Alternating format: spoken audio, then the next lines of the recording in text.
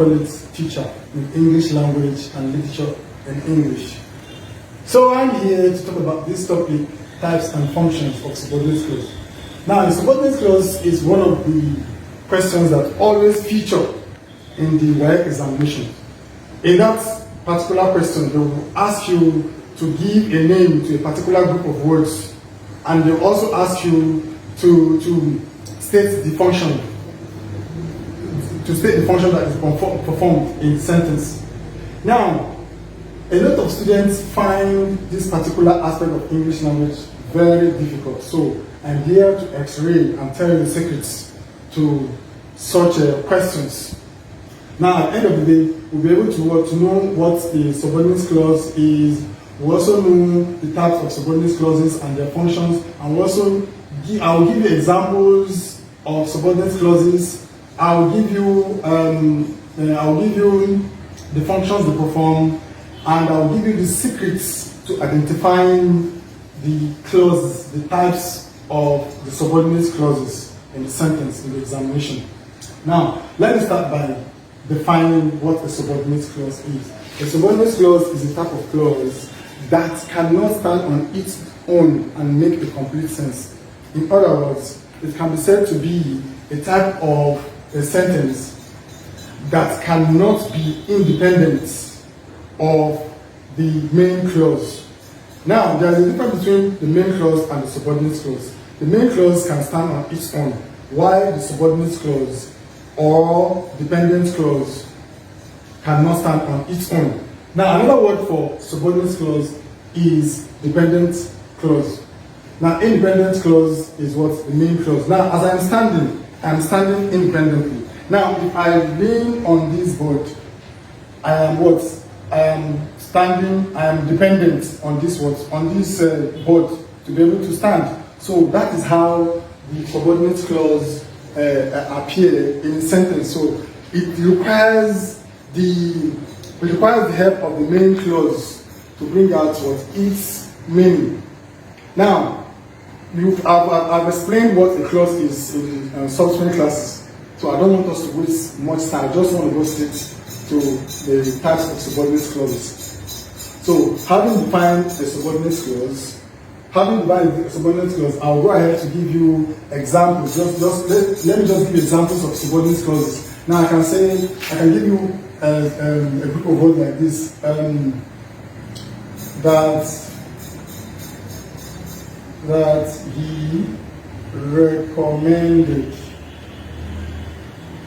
That he recommended. I can give you another group of words like when it was dark. I can give you another group of words like who alone can cure lunatics. Who alone can cure lunatics. So you can see that all these are what? They are subordinate clauses. Now they cannot stand on their own and make what? A complete what? Sense. That he recommended. What happened? When it was dark, what happened? Who alone can cure lunatics. So all these are what? Subordinate what? Clauses. So they cannot make a complete sense. Now, in the WAEC examination, they can give you something like this. They can give you a group of words like this that is taken from a particular sentence in the passage, and they will ask you, give this a grammatical name. What is its function in the sentence? So that's the way they occur. So these are the what? Examples of what? Subordinate what? Clauses. Now, having given you examples of subordinate clauses, let me go straight to the types of subordinate clauses. The first one is noun clause.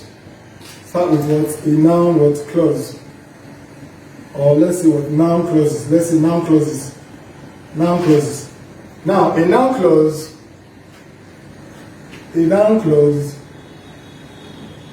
is a type of clause that performs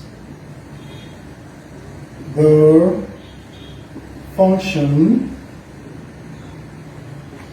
of a noun.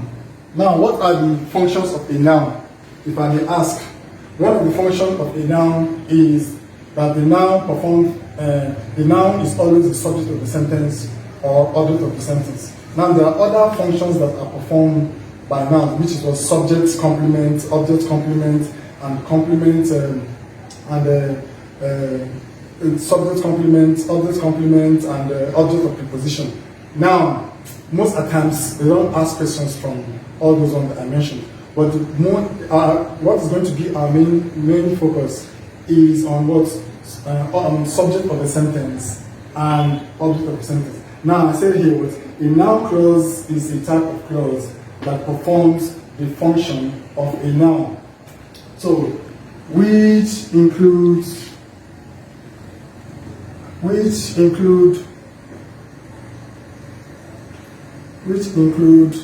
subject of the sentence,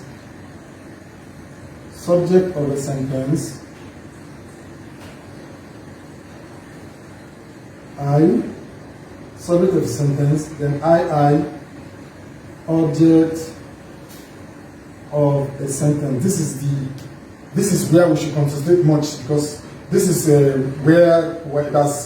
this is the areas where what bring up your questions. Object of what? Of a sentence. Now, what is a subject?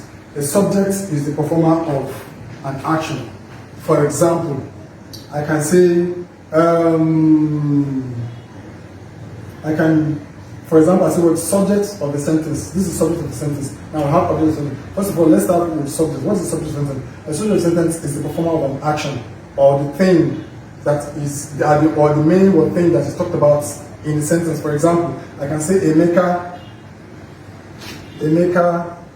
killed a rat. This is the subject of the sentence. This is a noun, and the function of this noun here is subject of the sentence. Now, sometimes a group of words that contains a finite verb will perform what the same function as Emeka in the sentence.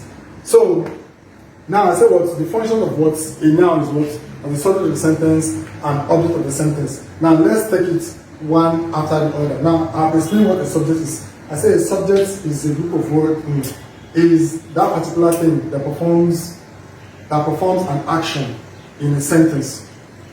So a good examples of nouns. Examples of nouns. Examples of noun clauses of forming the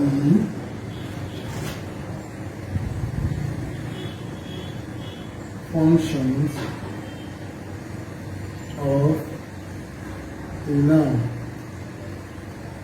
One, I can say what he said to me made me angry. Now this is a sentence, a complete sentence. Now I can underline this group of words. What he said to me. What he said to me. And I'll ask you, give the underlined expression a grammatical name. Give the underlined expression a grammatical name. Now, this is a noun clause. Why is it a noun clause? It's a noun clause because it performs the function of a noun, which is subject of a sentence. Now, let me remove what he said to me and replace it with bitter. Sorry. Let me replace it with what? Insult. Insult is a noun. What he said to me made me angry. Insult made me angry. So if I remove this group of words and I replace it with insult, it will also what? make sense. Now, this group of words is performing the function of what? A noun. Now, if I ask you the grammatical name given to this word on line of word, it is what? It is a noun clause. It is a noun clause. Now, what is its function? You will say it is the subject of the verb made. It is the subject of the verb made. It is the subject of the verb made. Now, another example.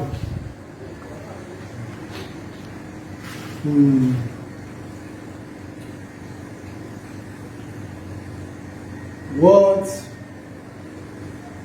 made her choose me? I do not know. I do not know.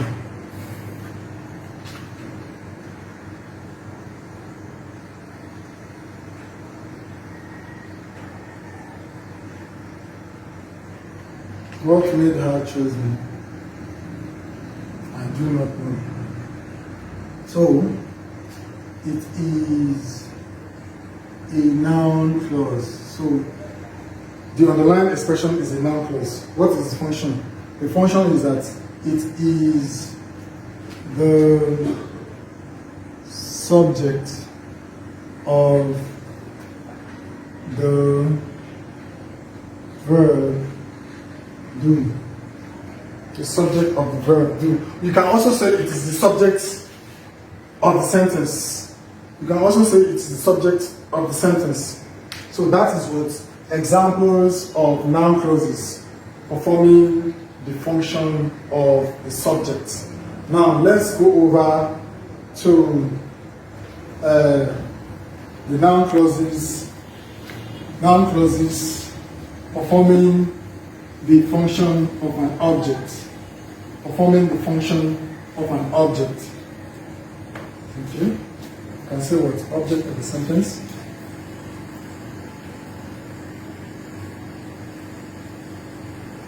Object of the sentence. Remember, the object is the thing or the sufferer. The thing or the sufferer of the action of the verb. The thing or the sufferer of the action of the verb. So sometimes a group of words or a clause can also perform the function of an object. For example, in this sentence, the cook gave us what we should eat. The cook gave us what we should eat. So our underline words, what we should eat.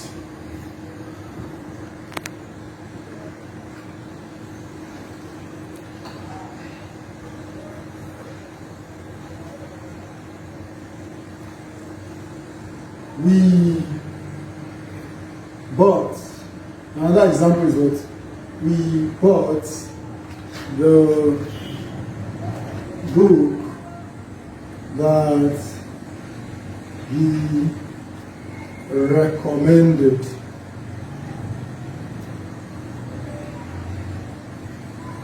We bought the book that he recommended. Now let's start from the first one.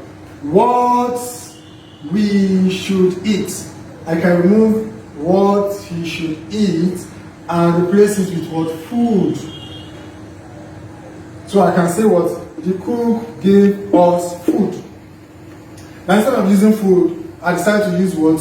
What we should eat. Now what we should eat is a noun clause. Why is it a noun clause? Because it is performing the function of the object of the sentence. Now this part of the sentence is the subject. The cook is the subject. What we should eat becomes was the object. Now what is the grammatical name given to what we should eat. You will say it is a noun clause. What is its function? It is the subject of the verb gave. It is the subject of the verb gave. It is the subject of the verb gave. Now the second sentence. We bought the book that he recommended. That he recommended. Now, that he recommended is a noun clause. What is its function? It is the object of the verb but. It is the object of the verb but. That is the function. It is the object of the verb but. That he recommended is the object of the verb but. So that is all there is to it on the noun clauses and their functions. So now, let me just make it easier. Let me give you a little secret on how to identify a noun clause. Noun clauses are usually, let me write it in the book. Noun clauses are usually introduced by their words what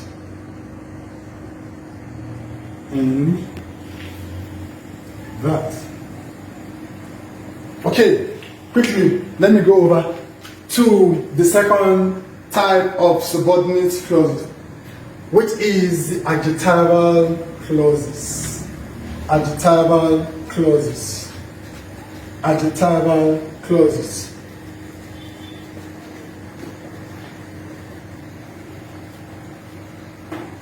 Adjectival clauses.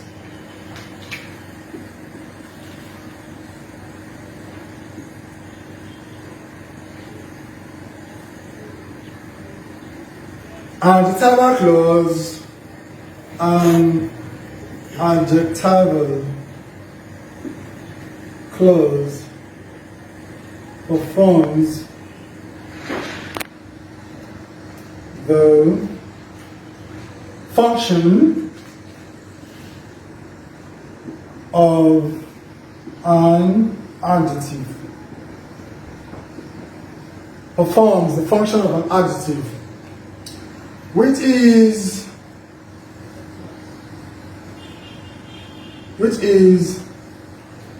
it modifies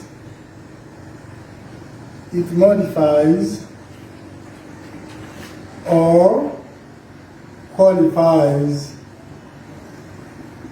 a noun or a pronoun. A noun or a pronoun. So remember, the main function of an adjective is to qualify or modify a noun or a pronoun. You know adjectives, or should I start talking about adjectives now? I don't think we have enough time for that, but let's just go straight to what we have here. So I say what an adjectival clause perform the function of an adjective, which was to qualify or modify a noun or a pronoun. Okay, adjectival clauses are usually introduced by the relative pronouns.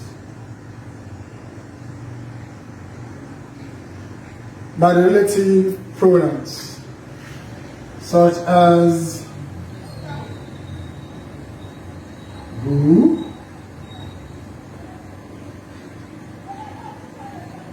whom, whose, which, and that. So adjectival clauses are usually the simplest of all what the subordinate clauses. Why? It is, why is it the simplest? Because whenever you see any group of words that contains a final word that begins with who, whom, whose, which, and that, automatically it is an adjectival clause. Examples of adjectival clauses and their functions. Examples of adjectival clauses.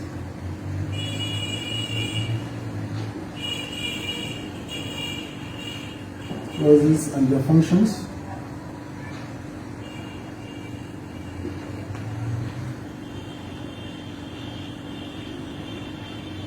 Okay, first one, I'm going to start by this one.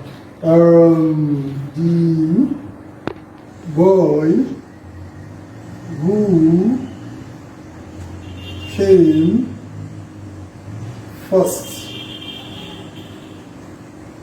in class is my friend. Is my friend. Who came first in class? The boy is my friend. That's the main clause. Who came first in class is a subordinate clause, which is an adjectival clause. Now, this is an adjectival clause because it is introduced by the word relative pronoun who. So who here is referring to the boy. So the function here is that this group of words, the name given to this group of words is an adjectival clause. The function is that it qualifies or modifies the noun boy. It qualifies the noun boy. It qualifies the noun boy. Another example, the lady whose car was stolen is crying. So I underline whose car was stolen. Whose car was stolen. So whose car was stolen is an adjectival clause. It modifies or qualifies the noun lady. See? Very simple. It's the simplest of all words, the subordinate clauses. So whose car was stolen is an adjectival clause qualifying or modifying the noun lady. Another example is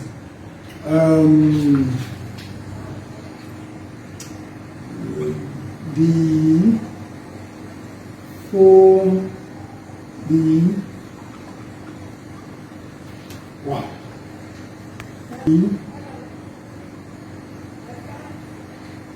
foremost occult healer who alone knew how to cure lunatics. This is a typical WAEC question. So this is on the line. Who alone knew how to cure lunatics? So they now ask, what is the grammatical name given to the underlying expression? The grammatical name is what an adjectival clause. The function is that it modifies or qualifies the noun occult healer. It modifies or qualifies the noun occult healer. As simple as that. So let me quickly go over to the third subordinate clauses, which is called the adverbial clause. Adverbial clause. It is called adverbial clause. It is called adverbial clause. Yeah, okay, I've explained. Okay, it is called adverbial clause. no adverbial clause.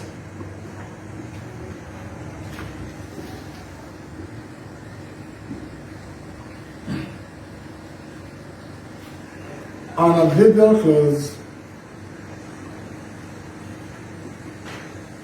An adverbial clause qualifies or modifies a verb in a sentence. It qualifies or modifies a verb in a sentence. So what do we mean by that? So an adverbial clause qualifies or modifies a verb in a sentence. Now apart from doing that, so an adverbial is a particular word that tells you what happened in the sentence, how it happened,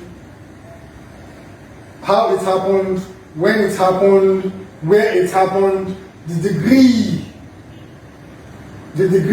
of the action or the frequency of the action. So those are the functions of adverbials in a sentence.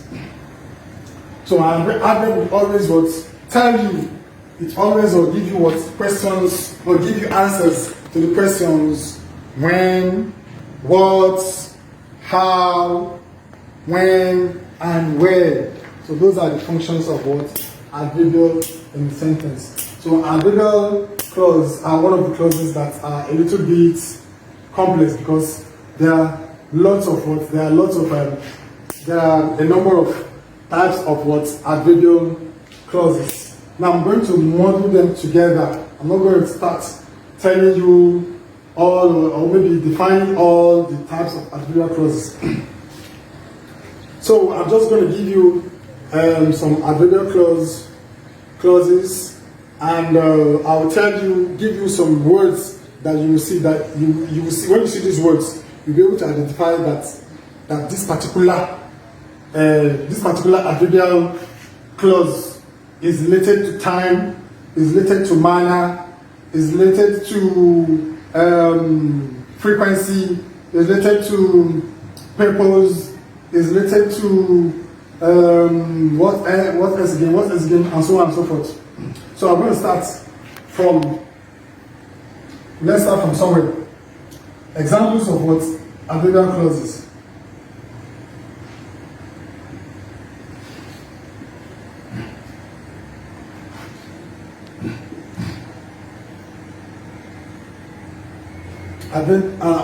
Examples of adverbial clauses. One,